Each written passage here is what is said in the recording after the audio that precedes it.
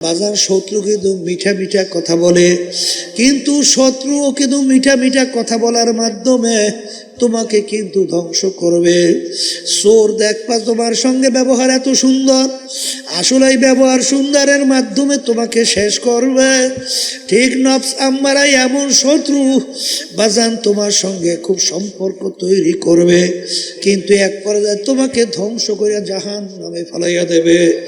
এই জন্য নফসের সঙ্গে জিহাদ করা লাগবে বাজান। আল্লাহর নবীর ইতিহাস পড়লে দেখবা আল্লাহ আল্লাহ জুন্নুন মিসরি রহমাতুল্লাহি আলাইহি বাজান রাস্তা দিয়া বাজারের পাশ দিয়া যায়, দেখে ডালার ভিতরে সুন্দর সুন্দর আঞ্জির, আরে এত সুন্দর ফল, তার মন চায় একটু ফল খাবে, কিন্তু পয়সা নাই, কি দিয়া খাবে। যাই বলে ভাই আমাকে একটু ফল দাও। বলে হুজুর পয়সা কোথায়? বলে আমার কাছে টাকা নাই, বিনিময়ে তুমি এই আমার জুতা জোড়া রাইখা তুমি আমাকে ফল খাওয়াও। করে হুজুর জুতার বিনিময়ে ফল দেওয়া যাবে না। তখন তিনি উঠটা রওনা করে আর নফসকে বলে, নফস তোর কাছে পয়সা নাই, তারপরেও তুই কেন ফল খাইতে চাইলি? যা তোকে আমি আর খাওয়াবই না, আঞ্জির খাওয়াবই না। এই ওয়াদা কইরা যাইতেছেন, একজন আইসা ফল বিক্রেতাকে বলে, তুমি যাকে ফল দেও নাই তাকে চেনো? বলে না। বলে এই হারে এই জামানার ভিতরে বড় অলি, তার নাম শুনছ? জুন্নুন মিসরি রহমাতুল্লাহি আলাইহি। এই কথা শুই না ফলের মালিক ডালা সহ তার পিছনে দৌড়ায়। গোলামকে বলে, গোলাম যাও যাও, যদি হুজুরকে তুমি ফল গ্রহণ করাইতে পারো তোমার জন্য পুরস্কার আজাদ। এখন যাই বলে, হুজুর আপনার জন্য মালিক ফল পাঠিয়ে দিয়েছে, আপনি গ্রহণ করেন। বলেন বাজান না, আমি আমার নফসের সঙ্গে কসম খাইতে বলছি, তোর পয়সা নাই, কেন তুই ফল খাইতে চাইলি? আল্লাহর হাবিব বলেন, মালিক আপনি আমার উম্মতদের ভিতরে এরকম একটা জামাত রাখছেন যাদের সঙ্গে আপনি আমাকে বসার জন্য হুকুম করছেন। আল্লাহ আপনি এদের সঙ্গে আমাকে দুনিয়াতে রেখে কিয়ামতের ময়দানে উঠাইয়ে এদের সঙ্গে একসঙ্গে আমাকে বেহেশতে আমরা ঢোকার ব্যবস্থা আপনি করে দিয়ে। কি জোরে বলেন কথা ঠিক না ঠিক? তাহলে এখানে আল্লাহ রাসূল সাল্লাল্লাহু আলাইহি ওয়াসাল্লাম তাদের জন্য দোয়া করছে। আর এক শ্রেণী বর্তমানে যে কেলো এত ফতুয়া শুরু হয়েছে, এর কোনো শেষ নাই। ওদিকে বিপরীতে মহিলাকে পাশে নিয়ে যে চা নাস্তা করে, হে বাবারে ফতুয়া নাই।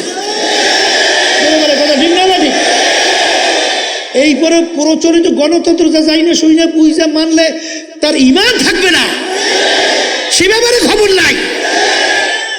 এখন বাজছে কি, শয়তান দূর করতে হবে। আল্লাহ রাসূল বলছেন, আর শয়তানু জাসিমিন আলা কলবি বানি আদম ফাইদা যাকারাল্লাহু খালাস ওয়া ইযা গাফালা ওয়াসওয়াসা। প্রত্যেকটা বনি আদমের কলবের ভিতরে শয়তান মজবুত হয়ে বসে। কি বসে করে? কি ওয়াসওয়াসা দেয়, বনি আদম কি গুনার ভিতরে লিপ্ত করায়। আমি বলছি না, আল্লাহ রাসূল সাল্লাল্লাহু আলাইহি ওয়াসাল্লাম বলছেন। আল্লাহ রাসূল সাল্লাল্লাহু আলাইহি ওয়াসাল্লাম বলছেন প্রত্যেকটা বনি আদমের কলবের মধ্যে শয়তান বসে ওয়াসওয়াসা দেয়, এভাবে গুনার ভিতরে লিপ্ত করায়। তাই এই শয়তান তোমার গুলিতে যাবে না, মারামারিতে যাবে না, পিটাপিটিতে যাবে না। যেই আমার হে উম্মতেরা আল্লাহর বান্দাবান্দিরা আল্লাহর জিকির করবে, তাদের কলবে শয়তান থাকতে পারবে না। আমি বলছি, হ্যাঁ? তাইলে বোঝা গেল এই আল্লাহর জিকিরের মাধ্যমে শয়তান কি হয়? আবার জোরে কর, দূর হয়। তাহলে শয়তান দূর করলাম, আলহামদুলিল্লাহ। এই এরপরে আরেকটা শয়তান কি কইছিলাম? মানুষ শয়তান। কোন মুখ খুললে বলেন? আমি বলছি না, আল্লাহ বলছে? আল্লাহ বলছে। এখন মানুষ শয়তান দূর করবেন কেমনে? ও তো নামাজে যায় না, ও তো জিকিরে যায় না, ও তো কোরআন করে তেলাওয়াতে যায় না। কারণ মানুষ শয়তান আপনার স্ত্রী হইতে পারে, আপনার মেয়েও হইতে পারে, আপনার ছেলেও হইতে পারে, আপনার স্বামীও হইতে পারে, আপনার আত্মীয় স্বজন হইতে পারে, আপনার দলের নেতা নেত্রীরাও হতে পারে।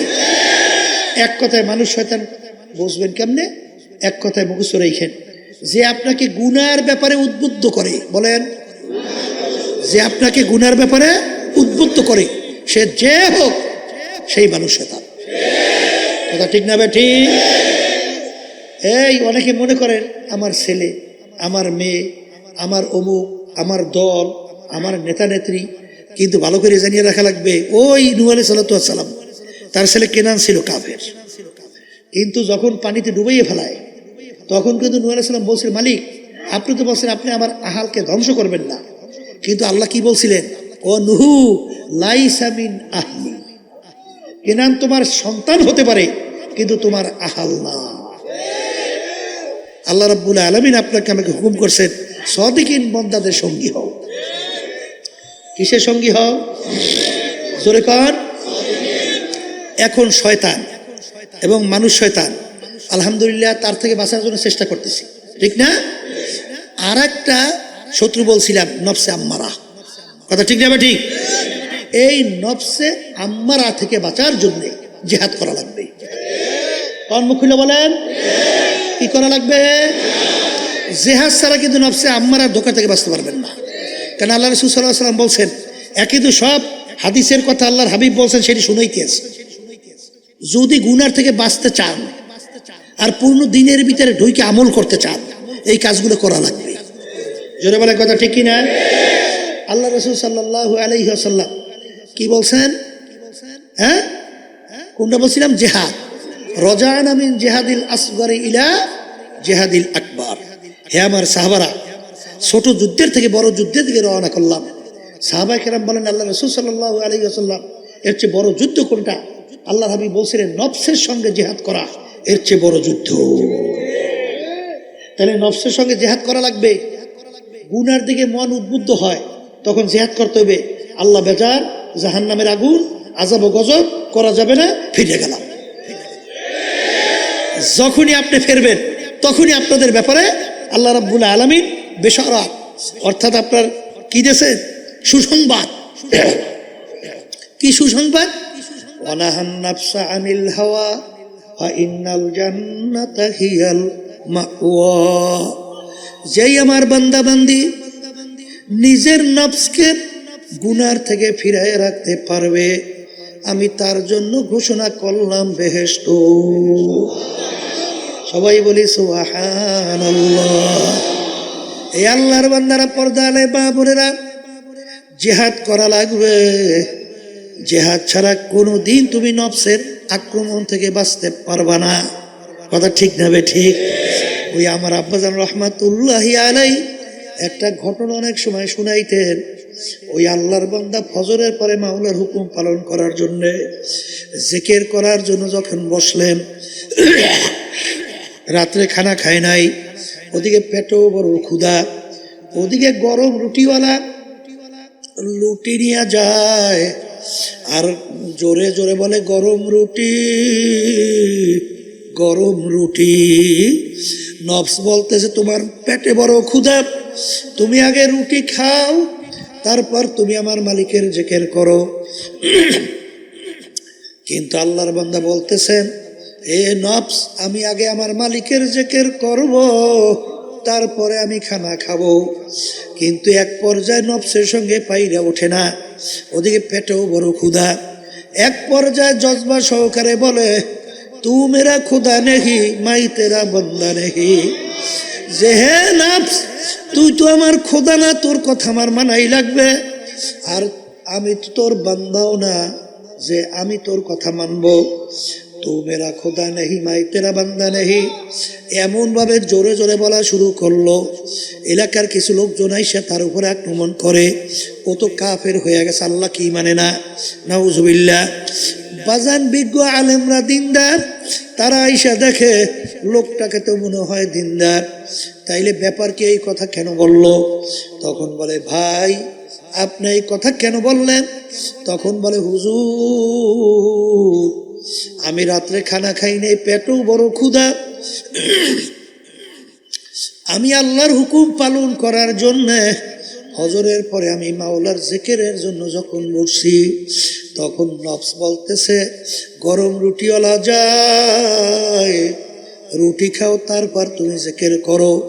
কিন্তু আমি বলে, ওলে নফস, আগে আমি আমার মাওলার জিকির করব, তারপরে আমি রুটি খাবো। কিন্তু ওর সঙ্গে পাইরা উঠি না। তখন আমি বলতেছি, আমি তো আর তুই তো আমার খোদা না, আমি তো তোর বান্দা না যে তোর কথা আমার মানাই লাগবে। না, আমি আগে আমার মাওলার জিকির করব, এরপরে আমি খানা খাবো। মান আরাফা নাফসাহু ফাকাদ আরাফা রাব্বা, যে নিজের নফসের পরিচয় লাভ করতে পারবে সে আমার মালিকেরও পরিচয় পাইয়া যাবে। এই জন্য আমার বাজানদেরকে বলবো, আল্লাহর ওলিদের ইতিহাস পইরা দেখো, সাহাবায়ে কেরামদের ইতিহাস পইরা দেখো, তারা নফসের সঙ্গে কিভাবে জেহাদ করছিল বাজান। আর তুমি আর আমি যদি নফসের গোলাম হইয়া যাই, এক পর্যায়ে তোমাকে নিয়ে জাহান্নামে ফালাইয়া দেবে বাজান, আর বুঝি ওখান থেকে উঠতে পারবা না বাজান। শত্রু কিন্তু মিঠা মিঠা কথা বলে, কিন্তু শত্রুও কিন্তু মিঠা মিঠা কথা বলার মাধ্যমে তোমাকে কিন্তু ধ্বংস করবে। চোর দেখবা তোমার সঙ্গে ব্যবহার এত সুন্দর, আসলে এই ব্যবহার সুন্দরের মাধ্যমে তোমাকে শেষ করবে। ঠিক নফস আম্মারাই এমন শত্রু বাজান, তোমার সঙ্গে খুব সম্পর্ক তৈরি করবে, কিন্তু এক পর্যায়ে তোমাকে ধ্বংস করে জাহান্নামে ফেলাইয়া দেবে। এই জন্য নফসের সঙ্গে জেহাদ করা লাগবে বাজান। আল্লাহর ওলিদের ইতিহাস পড়লে দেখবা, আল্লাহ আল্লাহ। জুন্নুন মিসরি রহমাতুল্লাহি আলাইহি বাজান রাস্তা দিয়া বাজারের পাশ দিয়া যায়, দেখে ডালার ভিতরে সুন্দর সুন্দর আঞ্জির, আরে এত সুন্দর এত সুন্দর ফল, তার মন চায় একটু ফল খাবে, কিন্তু পয়সা নাই, কি দিয়া খাবে। যাই বলে, ভাই আমাকে একটু ফল দাও। বলে, হুজুর পয়সা কোথায়? বলে, আমার কাছে টাকা নাই, বিনিময়ে তুমি এই আমার জুতা জোড়া রাইখা তুমি আমাকে ফল খাওয়াও। করে, হুজুর জুতার বিনিময়ে ফল দেওয়া যাবে না। তখন তিনি উঠটা রওনা করে, আর নফসকে বলে, নফস তোর কাছে পয়সা নাই, তারপরেও তুই কেন ফল খাইতে চাইলি? যা, তোকে আমি আর খাওয়াবই না, আঞ্জির খাওয়াবই না। এই ওয়াদা কইরা যাইতেছেন, একজন আইসা ফল বিক্রেতাকে বলে, তুমি যাকে ফল দেও নাই তাকে চেনো? বলে, না। বলে, এই হারে এই জামানার ভিতরে বড় অলি, তার নাম শুনছ? জুন্নুন মিসরি রহমাতুল্লাহি আলাইহি। এই কথা শুই না ফলের মালিক ডালা সহ তার পিছনে দৌড়ায়। গোলামকে বলে, গোলাম যাও যাও, যদি হুজুরকে তুমি ফল গ্রহণ করাইতে পারো তোমার জন্য পুরস্কার আজাদ। এখন যাই বলে, হুজুর আপনার জন্য মালিক ফল পাঠাইয়া দিয়েছে, আপনি গ্রহণ করেন। বলেন, বাজান না, আমি আমার নফসের সঙ্গে কসম খাইতে বলছি, তোর পয়সা নাই, কেন তুই ফল খাইতে চাইলি? একদিন আমার বাজানরা আজকে একজনে বলে, হুজুর আমি বড় ঋণ হয়ে গেছি, আমার জন্য দোয়া করেন। কেন তুমি ঋণ হইলা? বলে, হুজুর। বলে, টাকা কোথায় গেল? বলে, হুজুর খাইয়া ফেলছি। ওরে কপাল পোড়া, তোর নিজের টাকা নাই, অন্যের পয়সা ধার কইরা তুই খরচ কর। তুই কিসের দিনের বুঝ তোর ভিতরে দিল? কি দিনের বুঝ তুই বুঝলি? তোর ভিতরে এত কেন লোভ? আল্লাহু আল্লাহ। এই জন্য কিতাবের ভিতরে আসছে বাজান, আখিরাতের ব্যাপারে তাকানো লাগবে আল্লাহু আকবার নিচের উপরের দিকে, আর দুনিয়ার ব্যাপারে তাকানো লাগবে নিচের দিকে। এক শ্রেণী আমার রিক্সাওয়ালা বাজানরা, বাজান রাস্তা রিক্সা চালায়, ঢাকার ভিতরে দেখে অনেকে 10 তলা 5 তলা বিল্ডিং, তার কোনো শান শওকতের অভাব নাই। সে তো আফসুস করে আর বলে, আফসুস এরকম একটা 10 তলা বিল্ডিং তো আমার হইল না, আমি তো রিক্সাওয়ালা রিক্সা চালাই, মাথার ঘাম পায়ে পড়ে।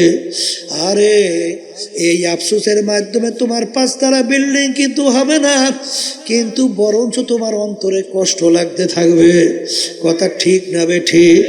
কিন্তু বাজান তুমি নিচের দিকে তাকাও, যে আরে আমি তো রিক্সা চালাই, আমার হাত পাও ভালো আছে, আমার মালিক তো অনেক মানুষ, তাদের হাত নাই পাও নাই, আরে তাদেরকে তো আমার মাওলা প্রতিবন্ধী আতুর বানাইছে, তারা মানুষের কাছে পেয়ালা নিয়ে হাত পাতে পয়সা চায়।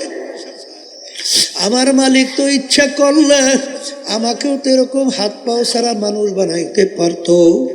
আরে কত মানুষ আজকেও দেখলাম আসার সময় আইল্যান্ডের মধ্যে, আল্লাহ আইল্যান্ডের ভিতরে পইরা রইছে, চেহারার দিকে তাকানো যায় না।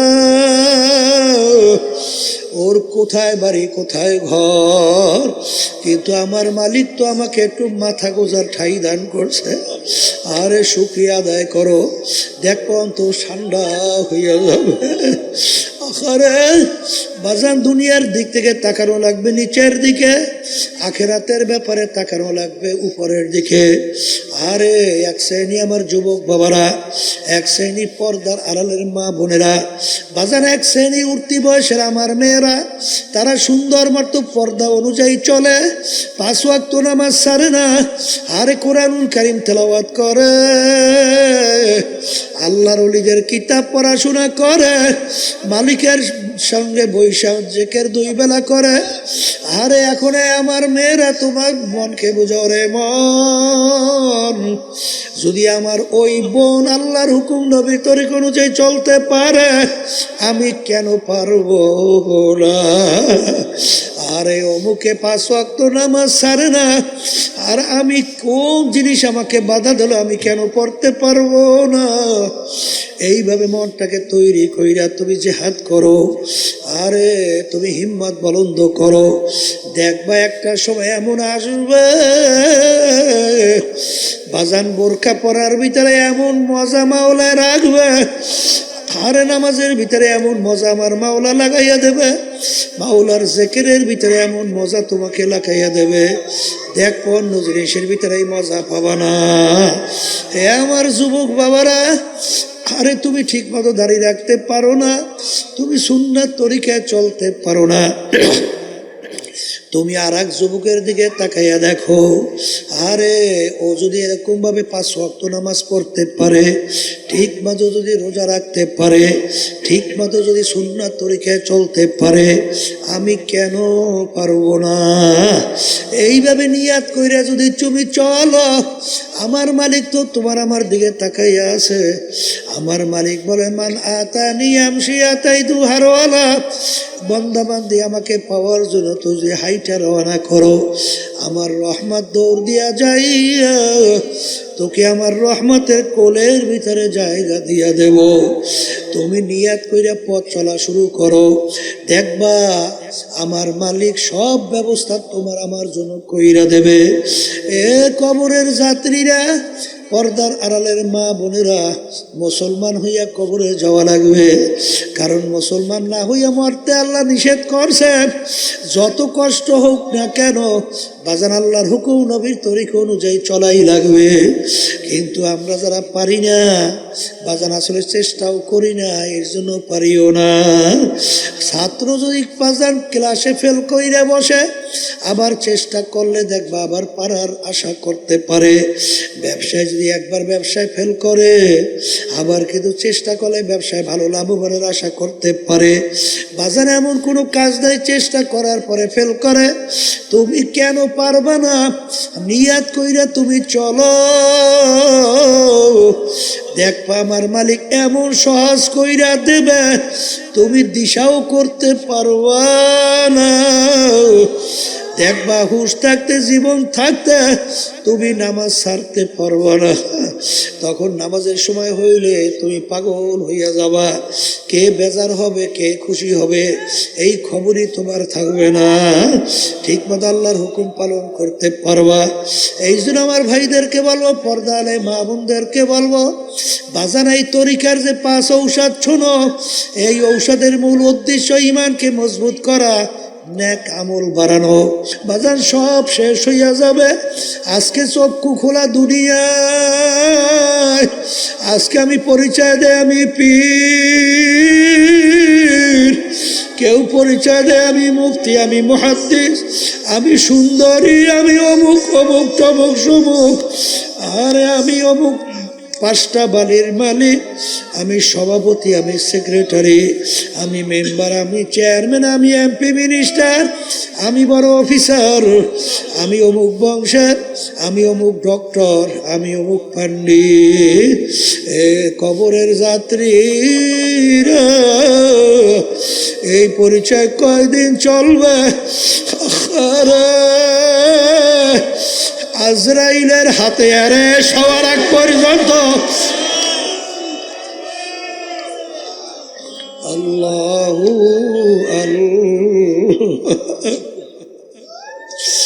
বাজান আজায়াতে অ্যারেস্ট হওয়ার আগ পর্যন্ত এই মাতুব্বারি সরদারি চলবে। কিন্তু আমার মালিকের হুকুম অনুযায়ী আজরাইল সালাতু ওয়াস সালাম যখন থাবা দিয়া বসবে তখন তুমি তাকাইয়া দেখো কোথায় তোমার পীরগিরি, কোথায় তোমার মুফতিগিরি, কোথায় তোমার চেয়ারম্যান মেম্বার এমপিগিরি মিনিস্টারগিরি, কোথায় তোমার বড় বংশের, কোথায় তোমার বড় শিক্ষিত, কোথায় তোমার 5 তলা 10 তলা বাড়ি, কোথায় তোমার গাড়ি, কোথায় তোমার সুন্দরের মাতুগ বাড়ি, কোথায় তোমার শিক্ষার গরম। এখন তাকাইয়া দেখো সাদা 3টা কাপড় দিয়া প্যাঁচ দিয়া ফেলায় মাথার ভিতরে মাজার ভিতরে বান দিয়া প্যাকেট কইরা সোজা কইরা ফালাইয়া রাখে, কেমন দেখা যায়।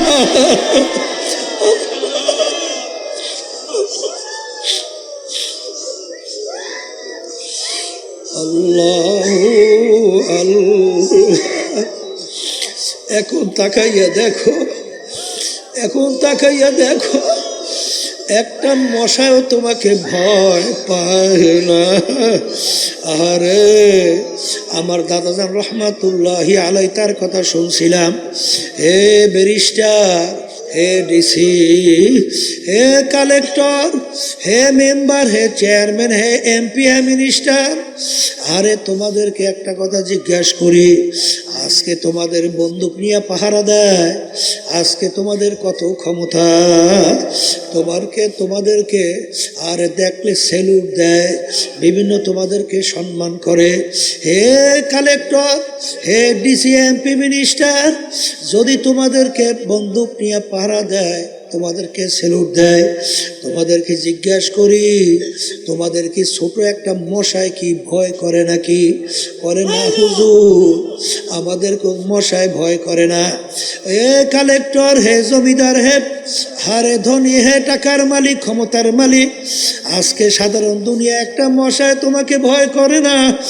আর যদি তুমি মুসলমান না হইয়া বেনমাজি হইয়া তুমি যদি আল্লাহর হুকুমের বিরুদ্ধাচারণ কইরা, আল্লাহর হাবিবের তরিকার বিরুদ্ধাচারণ কইরা তুমি যদি কবরে যাও, ওই কবরে 99 সাপ,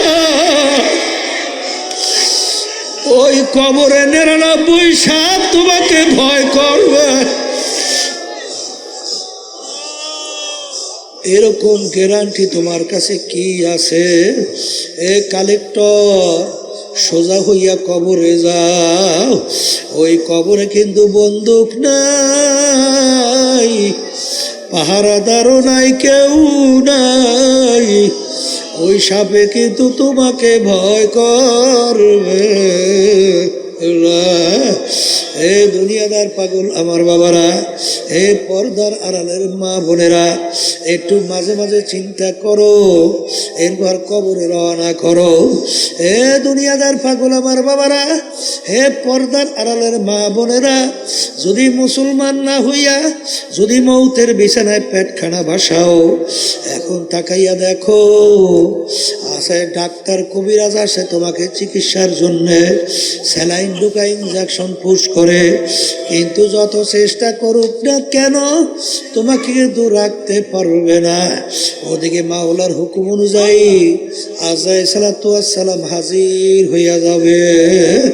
বাজার না ফারমান হইয়া যদি মাওলার হুকুম না মাইনা, আল্লাহর হাবিবের তরিকা অনুযায়ী না চইলা যদি তুমি মৌতের বিছানায় পায়খানা বাসাইয়া দাও, আর আমার মালিক বলবে আজরাইল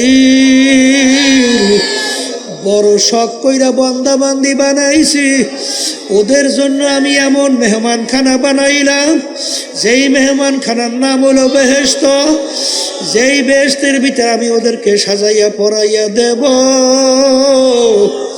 আর আমার এই কুদরাতি কলিজারা ঠান্ডা হইয়া যাবে। কিন্তু ওরা আমার হুকুমের, ওদেরকে আমি বলছিলাম মুসলমান না হইয়া কেউ মরিস না। ওরা তো মুসলমান না হইয়া মৌতের বিছানায় পেটখানা বাসাইছে।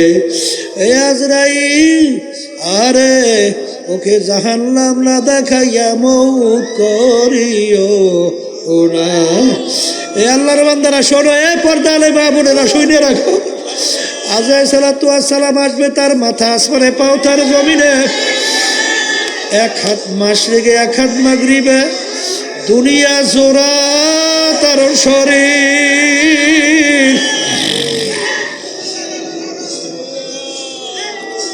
শরীরের ভিতরে লম্বা লম্বা কালো কালো কতগুলা পশম, নীল রঙের মতো দিঘির মতো দুইটা চক্ষু। বাজান, ওই কালো কালো লম্বা পশমের গোড়া দিয়ে আগুনের জিব্বা বাইরাইতে থাকবে। আরে ওদিকে দুনিয়ার জোড়া শরীর, ওদিকে নীল রঙের মতো দিঘির মতো চক্ষু দিয়া যখন তাকাইবে, নাফরমানের রূহ তো তার বের হইতে চাবে না। 360টা মাকামের ভিতরে পালাপালি করবে। আজরাইল সালাতু আসসালাম বলবে, ওরে খবিস,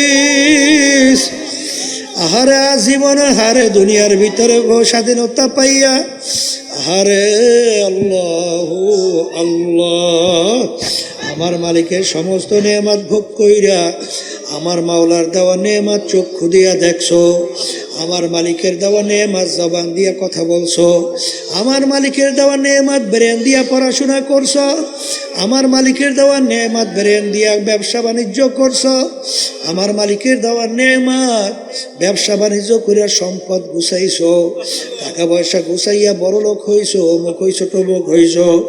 আমার মালিকের দেওয়া নেয়ামত খাইয়া তুই দুনিয়ায় বাঁচছ, আমার মালিকের হুকুম মানো নাই। আমার মালিকের হুকুম হয়ে গেছে তোকে ধইরা নেওয়ার জন্য। এই কথা বইলা যখন আজরাইল সালাতু আসসালাম ওই নাফরমান রূহটাকে খপ কইরা ধরবে, ধইরা যখন টান মারবে, কলিজার রগগুলা টাইনা টাইনা সেইরা নিয়ে চইলে যাবে।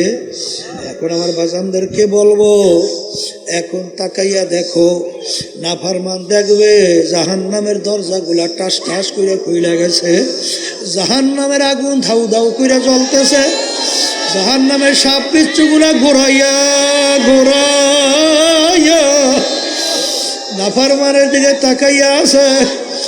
এই অবস্থা দেখিয়া তো রুহু 360টা মাকামের ভিতরে পালাপালি করবে, রুহু তো তার বের হইতে চাবে না। এই জন্য আমার বাজানদেরকে বলবো, আর এই একটা জ্যান্ত খাসি বকরির চামড়া খুললে যেই কষ্ট, তার সে শতগুণ কষ্ট নাফরমানের রুহু কবজে। আল্লাহ আমাকে আমাদের সবাইকে মাফ করিয়ে দিন। আল্লাহ আল্লাহ ও আল্লাহ। আর যদি দিনদার হইয়া বাজান মৌতের বিছানায় শুইতে পারো, আরে মায়ের বুক যখন সন্তান দুধ পান করে, মায়ের দুধ বুকের থেকে বাইর হইয়া গেলে মা যেরকম অনুভব করতে পারে না, এরকম হারে মুমিন বান্দা বান্দীদের রুহু এইভাবে বের হইয়া যাবে। আপনি আমার জন্য আমাদের সবার জন্য কবুল করে নিন আল্লাহ। ইয়া আল্লাহ, আপনি আমাদের জন্য কবুল করে নেন। যেই মামলার তদবির নাই সেই মামলার খালাস নাই। এই জন্য আল্লাহর ওলিদের ইতিহাস পড়লে দেখবে তারা কিন্তু কাঁদতে কাঁদতে মাওলার কবরে গেলে, বাজান সাহাবায়ে কেরামরা কাঁদতে কাঁদতে মাওলার কবরে গেল, আল্লাহর ওলিরা কাঁদতে কাঁদতে মাওলার কবরে গেল। আর যেই মামলার তদবির নাই তার কিন্তু খালাস নাই। যদি মুসলমান না হইয়া যদি মৌতের বিছানায় পাটখানা ভাসাও, এখন তাকাইয়া দেখো, তোমাকে 3টা কাপড় দিয়া পেঁচ দেবে, এরপরে বরুই পাতা গরম কইরা তোমাকে গোসল করাইবে। স্বপ্নের রূপ দেখতে আছে, বলতে তো কিছু পারে না। এরপরে তোমাকে কাপড় পরাইয়া খাটের ভিতরে উঠাইয়া জানাজা নামাজ পড়াইয়া খাটের ভিতরে উঠাইয়া কান্দে করিয়া কবরে নিয়ে রওনা করবে। আরে এখন বলে, ভাই তোমরা আমাকে কোথায় নিয়ে যাও, হে আমার সন্তান তোমরা আমাকে কোথায় নিয়ে যাও।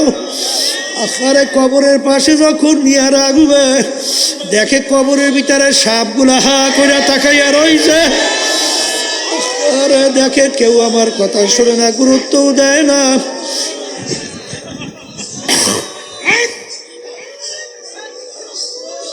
কবরের ভিতরে দুইজন লাফ দিয়ে নাইমে যাবে। এরপর ওকে ধরাধরি কইরা কবরের ভিতরে যখন নামাবে, আরে শেষ ব্যক্তি দোয়া করে যখন উঠবে, তখন আল্লাহু আকবার নাফরমানের রূহ খপ করে তার পা জড়াইয়া ধরবে। ভাই তোমার পা ধরছি, আমাকে একা রাইখা যাইও না।